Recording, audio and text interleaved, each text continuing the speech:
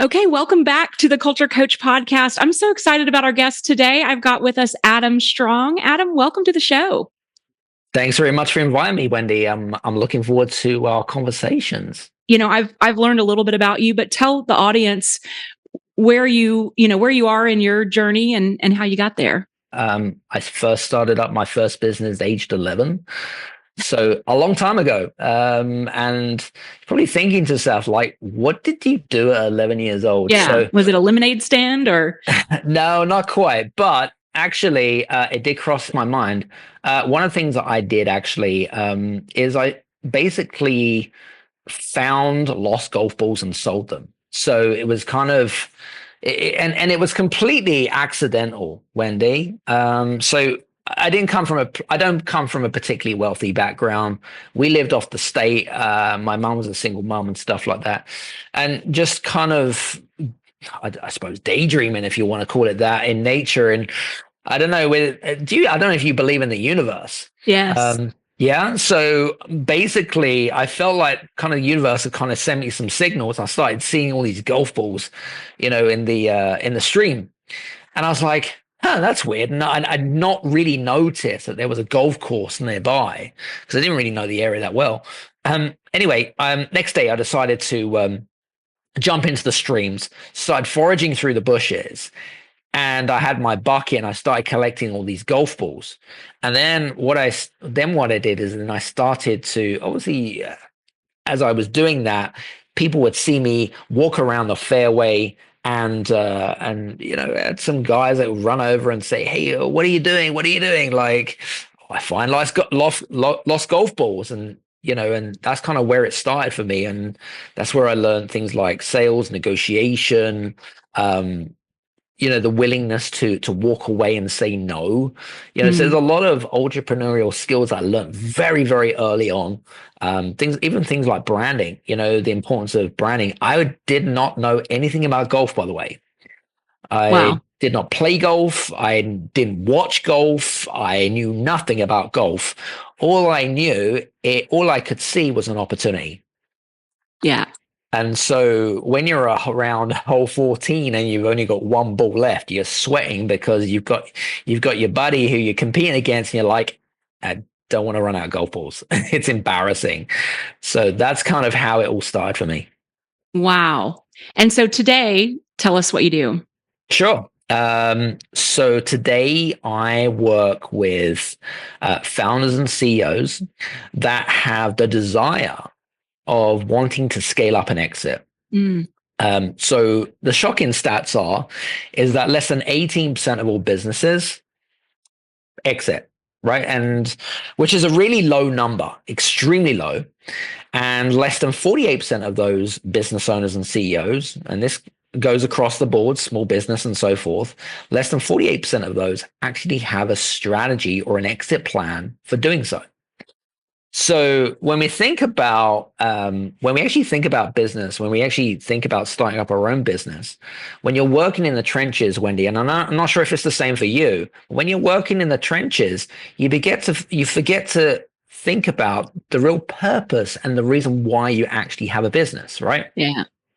And any business that you have, the purpose of any business is to effectively sell or be acquired. That is the purpose of a business. But I think a lot of the conversations that I have with a lot of established businesses that have been around for like 35, 40 years, the founder has got, put in a lot of blood, sweat, and tears into his business, but he or she has had such a mindset where they've been working in the business operationally, and it requires a massive mindset shift in order for them to kind of see things a little bit differently. Does that make sense? Yes, absolutely. It's the whole work on the business, not in the business, like pulling yourself out to be able to see the whole big picture, right? Is that what you mean? Absolutely. So it's kind of thinking about, and I talk a little bit about this really, really quickly, actually. It's kind of transitioning from transactional thinking to transformational thinking. Mm. So when we think about transactional thinking, we're thinking about the day-to-day operations. We're thinking about, how am I going to get my next customer? How am I going to, so they're thinking about how to do something, whereas transformational thinking is about the reason why we're doing it. Okay, so then that kind of goes back to culture. It goes back to purpose. It goes back to, unity and legacy. So there's a massive shift that required. I remember, you probably be familiar with the work of Carol Dweck with the kind of growth, fixed mindset, Yes. which is very, very, very, very popular. So it's kind of similar to that, but there are some subtle differences between the two. Okay. So, and a lot of people, a lot of entrepreneurs and CEOs and founders, they spend a lot of the time in transactional mode. Okay. Hmm. And there's nothing wrong with being transactional, by the way. I just wanted to say that. But we spend far less time being strategic. Okay. So thinking about like big picture, thinking about the vision, thinking about the purpose, right? And a lot of the clients that I tend to work with, Wendy, they lose it. They just, again, it's kind of like, goes back to leadership and micromanagement and so forth, so forth. So that's what I do in a nutshell. And yeah, and I love doing it. That's fantastic. And I love that you brought up the mission and the purpose, because a lot of the work that I do around culture, I call it the culture compass. I believe that your mission, your vision, and your core values are really the compass, the foundation for creating a culture. And what I've found, what's interesting is, I thought every CEO, founder, business had a mission, vision, and core values. Like, that's because of, I don't know. And then as I've gone out and started doing consulting work to say, let's look at your mission, your vision, and core values, and then let's look at how we're taking, how your employees are seeing it. And a lot of them don't have that. And so when you're working with organizations to get them ready to exit, or transform, are you looking at those things as well? Absolutely. I mean, listen, you made a very good point. Mission, vision, values are all core foundations. So as part of, so we've created a strategic framework for law firms in particular and accounting firms, and mission, vision, and values is part of that, should we say, categorization of that framework. You need to have those things in place, because without a foundation, it's like a house. If you don't have a foundation to a house, it's gonna topple, right? Right. So, so again, you've got to go back to your core foundations, and if you go back to the core foundations, then everything kind of comes into place beautifully, and everyone then kind of sings off the same hymn note. Everyone is in synchronicity with each other, and everything is just a lot. There's a lot less conflict, less toxicity, and Mm-hmm. everyone feels like there's a sense of ownership and accountability within the business, if that makes sense. Yes, absolutely. So what have you seen? What's been the most difficult part in preparing organizations to exit? Is it that they don't have these things, or they haven't been focused on these things, or what roadblocks do you mostly see? It's a great question. Well, every business is different, right? Yeah. So your business, my business, we're all the listeners' businesses, they're all slightly different, and we're all on different business journeys. Okay. And so if we kind of come up with if we've set our mind and said, okay, well, I'd like to exit the business, but I'm just not sure how, right? There are some, I suppose you could call it mistakes, if you want to Mm. call it that, is that, first of all, the CEO and the founder, it starts with them, okay? Or the management team, it starts with them first, okay? So a lot of the things that I come into having conversations with, a lot of it is to do with mindset. Okay, Mm. so first thing that I tend to ask in terms of question. So one of the core questions that I asked with people that want to exit but not quite got the gist of it is, one of my core questions, and it could be the same for yourself, is what's your idea of an exit? What does it look like? What does it feel like? Like if you was to exit your business, right, what would you do with the time? Okay. So again, each business owner will have different answers. So it's first of all, it's being understand what an exit really is, truly is to that individual or founder, CEO, so forth, so forth. So that's the first part. The second part is once you've got an idea of that, is then to reverse engineer. So it's then kind of what we tend to do is we use, like I said, we use a framework, but we use various tools to help identify which gaps you have in the Mhm. business. Okay, this is crucial because what that does is it says, okay, well, you've got some gaps in marketing, or you've got some gaps in your finances, or whatever it might be. We need to plug those holes first before we start moving forwards. Does that make sense? Yes. Yeah.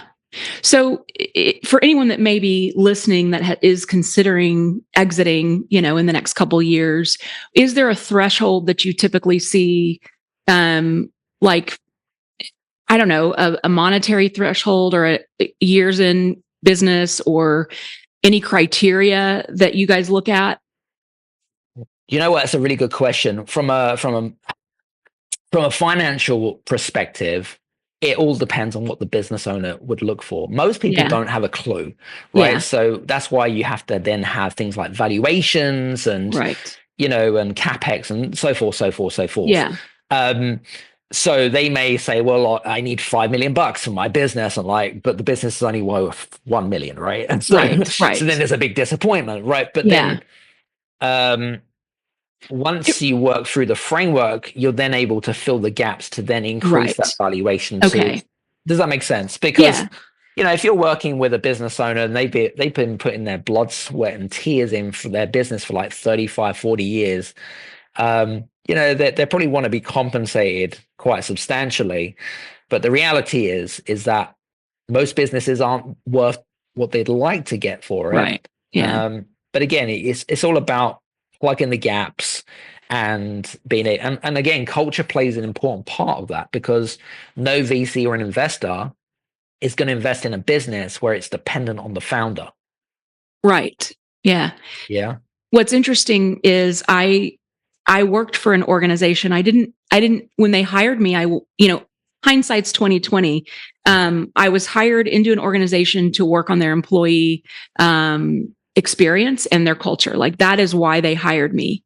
9 Beautiful. months later, that 70-year-old family owned business sold to private equity. And in hindsight, I realized that they had brought me in to improve employee experience so that it would look better, Good. probably, to investors. Yep. So I do agree that culture probably plays a role, because you want, like you said, not it for it to not be dependent on the founder, but also for the employees not to all want to exit once if a new leadership team comes in. Because if there is a strong culture and it's not dependent upon the founder or CEO, then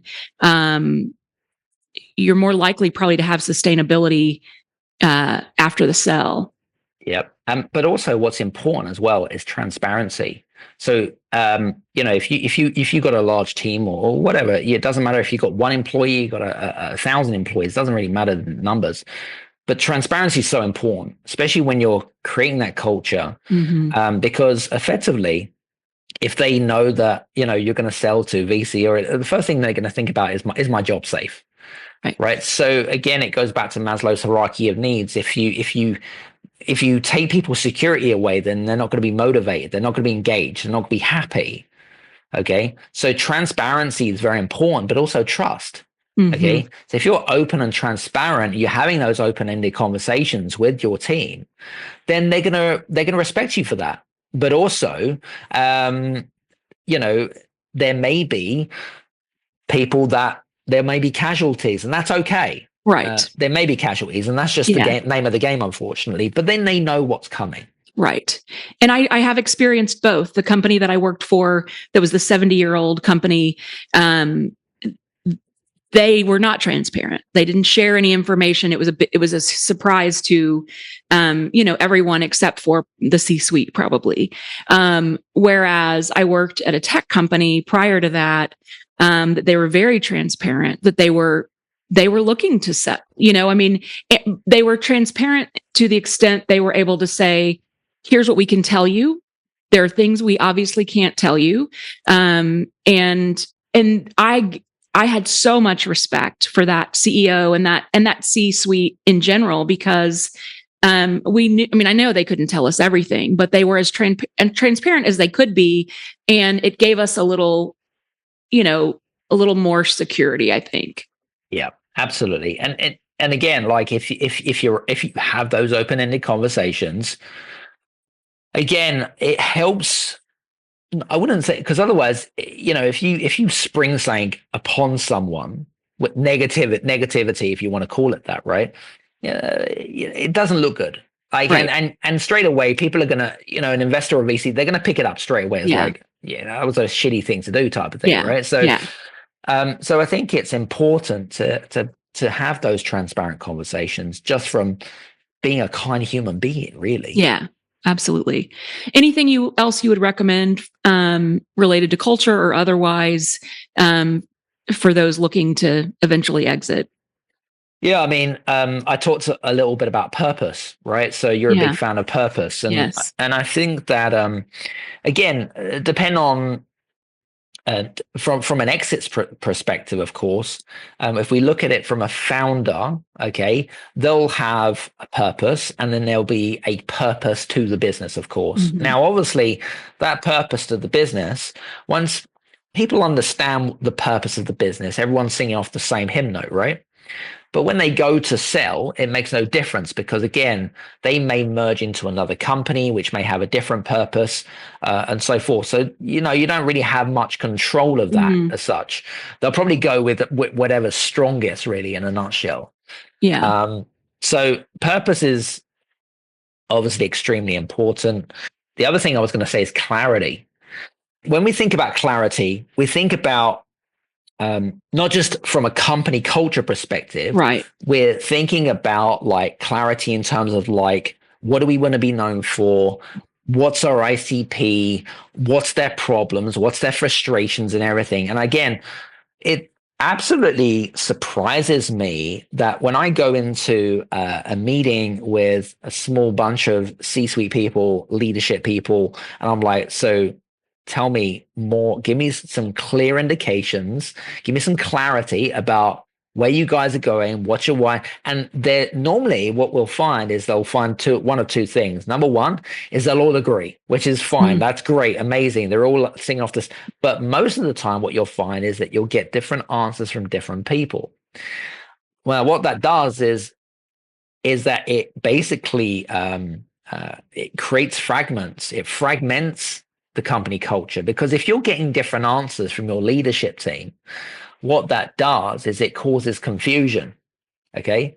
And what you'll probably find as well is when there is a confusion within the organization, that means your employees and your team are going to be confused as well. Mm-hmm.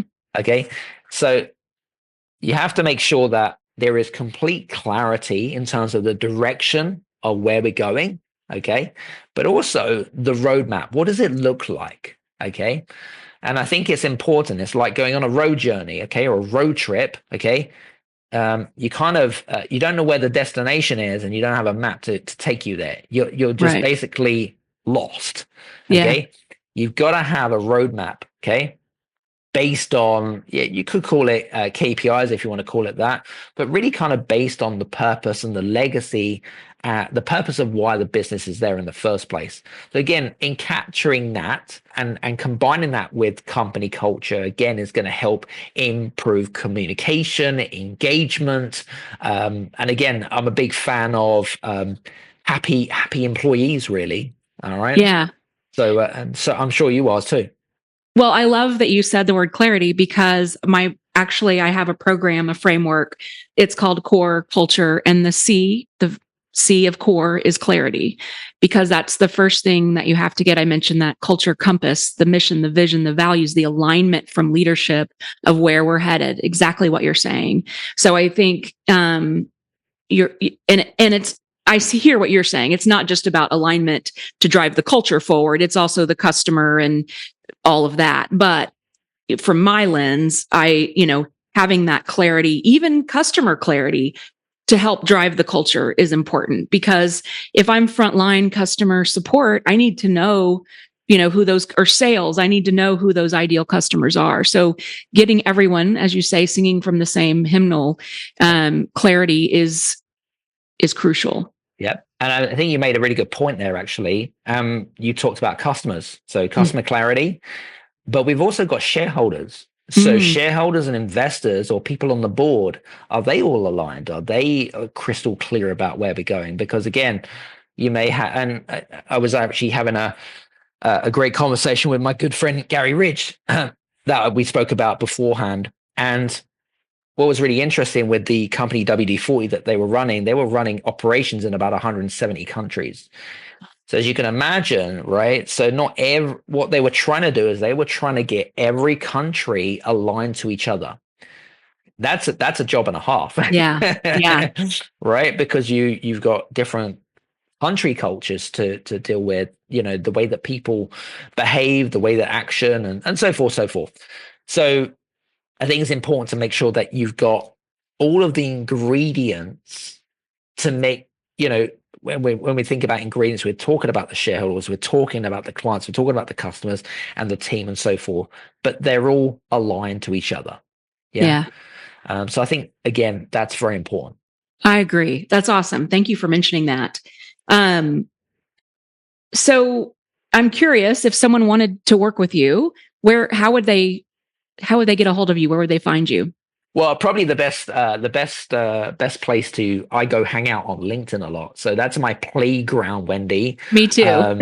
Yeah. So we create a lot of great content on there with a mixture of video and written content and stuff like that. And I suppose some of the things I really enjoy talking about is, scaling and exit a business is very important. Self-mastery. I'm a big fan of self-mastery. Again, kind of mindset and psychology as well. Then you've got, I was going to say, leadership. Obviously, we're talking about leadership at the moment. And then the last part really is business growth strategies, because again, they all kind of fit really, beautifully together, and how they kind of align to each other. So yeah, so those are the topics that I talk about. If you're interested, happy to connect with you guys on LinkedIn or on YouTube, actually. So we've got a great YouTube channel as well. Awesome. Well, I'll put all the information in the show notes so that they can find you in YouTube or on LinkedIn. And just really appreciative for this conversation. I think there is such an alignment in, the importance of culture plays a big role in, in growth, but also in exiting your organization as well. 100%. What I was going to say is I'd like to offer a free gift as well for your community as well. If they're interested, what we're doing is we're just opening, we're actually creating a wait list for those leaders and CEOs that are interested in being part of a community that want to share your biggest mistakes, screw ups as a CEO, share vulnerability, maybe even talk, just various different topics. So what we're doing right now is we've got a wait list. I'm happy to put it in. I'll give it to you, Wendy, that you can. And then we're building up this community. And again, it will be for a selected cohort initially, and then we'll have some various master classes and so forth. But, initially it will be for free anyway. How exciting. Yes, I'm happy to share that with the audience. Thank you so much. Welcome. Very generous. All right. Well, thank you so much, Adam. This has been a great conversation. I really appreciate it. Likewise. Fun. Enjoyed it. Thank you so much.